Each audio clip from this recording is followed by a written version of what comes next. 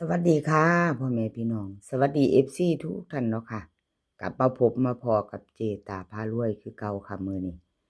เป็นมือเล่าวพัฒนาออกเนาะค่ะคลิปนี้ก็จะเป็นเล่าวพัฒนาจะมี3เซียนค่ะที่เจตาเอามาให้เบิ่งเนาะวางแนวทางของเพิ่น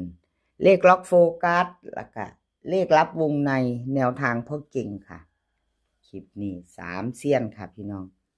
กับขอบคุญขอบคุณ FC บ่ว่าจะเป็น FC เก่า FC ใหม่เนาะค่ะที่เข้ามาติดตามรับชมรับฟังทางช่องของเจตาพารวยเนาะค่ะกราบขอบพระคุณเป็นอย่างสูงเลขทุกตัวเอามาวางเพื่อเป็นแนวทางค่ะโปรดใช้วิจารณญาณในการรับชมเป็นอย่างสูงเนาะค่ะเลขหลุดไปก็กราบขอโทษขออภัย FC เนาะค่ะแนวทางบ่เดินบ่เข้าก็ขออภัยหลายๆนี่จะเป็นประวัติของเลขล็อกโฟกัสค่ะวันที่17ที่ผ่านมาเนาะลาวพัฒนาออก57945ค่ะล็อกโฟกัสหลุดไปค่ะช่วงนี้ล็อกโฟกัสบ่เดินเนาะพี่น้อง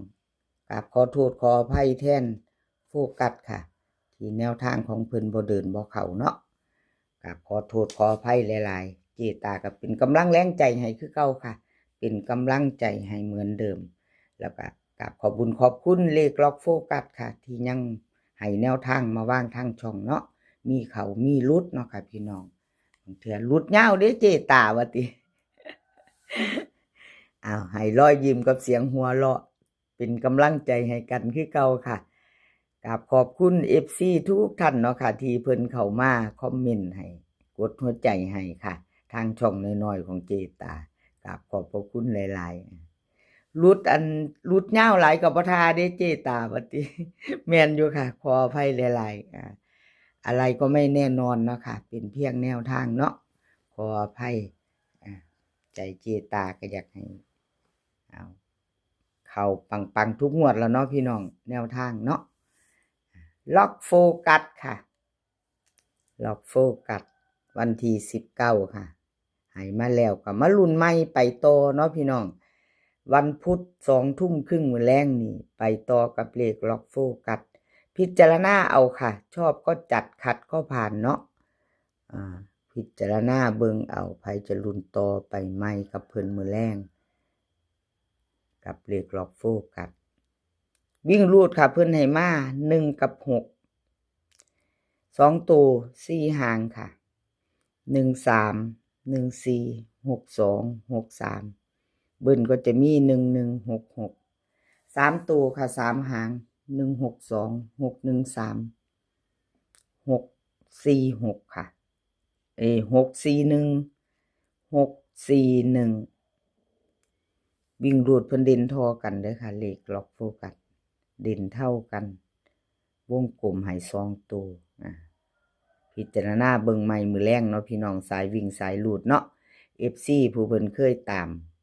เคยติดตามของเลขล็อกโฟกัสพิจารณาใหม่วันใหม่แนวทางใหม่เนาะค่ะเอา2หางค่ะ2ตัวเพิ่นให้มา113กับ62ค่ะ3ตัวก็เน้นหางเดียวค่ะโฟกัส162ใครจะตามต่อก็แคปหน้าจอค่ะกับเลขล็อกโฟกัสมื้อแรงเฮามาลุ้นกันใหม่เลขล็อกโฟกัสเนาะค่ะขอโทษขออภัยแนวทางเพิ่นรุดหลายงวดเนาะมาไปต่อค่ะมาไปต่อเป็นของเลขลับวงในลับวงในก็เป็นจังใดเนาะลับวงในเจตาเป็นกำลังใจให้เด้อค่ะ579กับ45ค่ะรุดไปวันที่17เนาะชัดเจนพี่น้อง2งวดเจตาให้เบิ่ง14เข้าไป8ตัวนึงอยู่ค่ะ8บน8ล่างเนาะ2งวดงวดวันที่17หลุด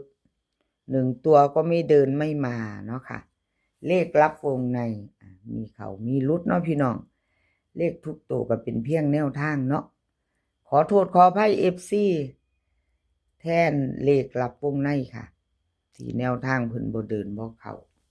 กราบขออภัยหลายๆค่ะ วันที่19เป็นมื้อนี้แล้วค่ะพี่น้องFC ที่เพิ่นเข้ามาติดตามรับชมรับฟังเนาะค่ะเลขลับวงในเอามาลุ้นกันต่อไปใหม่กับเพิ่นมื้อแรงค่ะไปต่อไปใหม่มื้อแรงเลขลับวงในเนาะวิ่งรูดค่ะ7กับ3เพิ่นให้มา7กับ3 2ตัว4หาง75 74 35 34ค่ะเบิ้ล77 33 3ตัว3หางค่ะ747 353 375ค่ะวิ่งรูดเพิ่นเด่นทอกันค่ะเลขลับวงในสายวิ่งสายรูดค่ะ2ตัวเด่นเท่ากัน7กับ3 2ตัวค่ะเพิ่นให้2ตัวเน้น2ตัวเน้น74กับ35ค่ะ74กับ35มีไผมักคือเจตาบ่พี่น้อง35นี่ เพิ่นเน้นนี่ตัวเน้นของเพิ่นเจตามักเด้อค่ะนี่ชอบก็จัดเนาะค่ะจะมักบ่คือกันสำหรับแนวทางเนาะมักคนละตูละใดไปเป็นเรื่องปกติแต่ว่าเจตานี่มักอยู่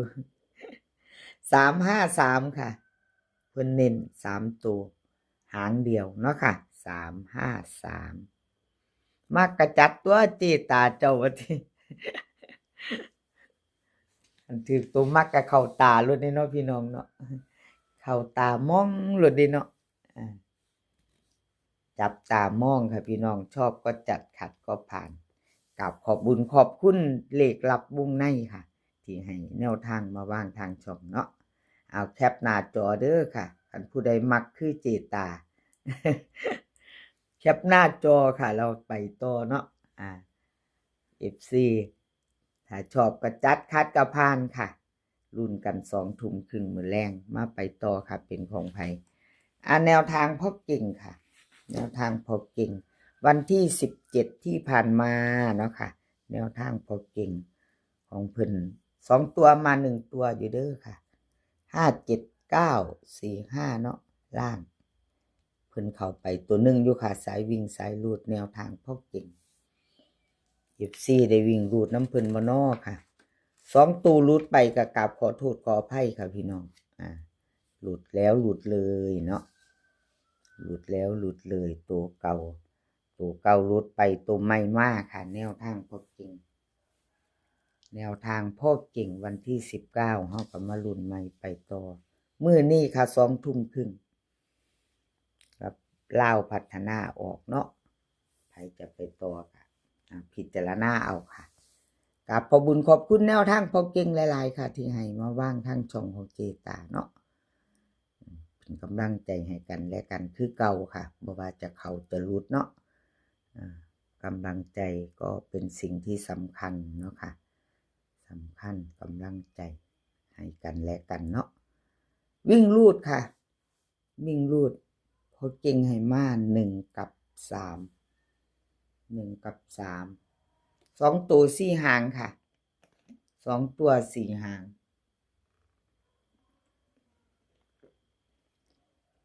13 14 37 38 13 14 37 38 4หางเบิ้ล11 33ค่ะพอเก่ง11 33 3ตัว3หางค่ะ137 314 383ค่ะวิ่งรูดเพิ่นให้ทอกันเด้อค่ะแนวทางพอเก่งให้เท่ากัน1กับ3 2ตัว13กับ38ค่ะเพิ่นเน้นให้เน้น3ตัว3ตัว1หางค่ะ383กับขอบคุญขอบคุณ FC ทุกท่านที่เข้ามากดไลค์กดแชร์กดติดตามเนาะค่ะ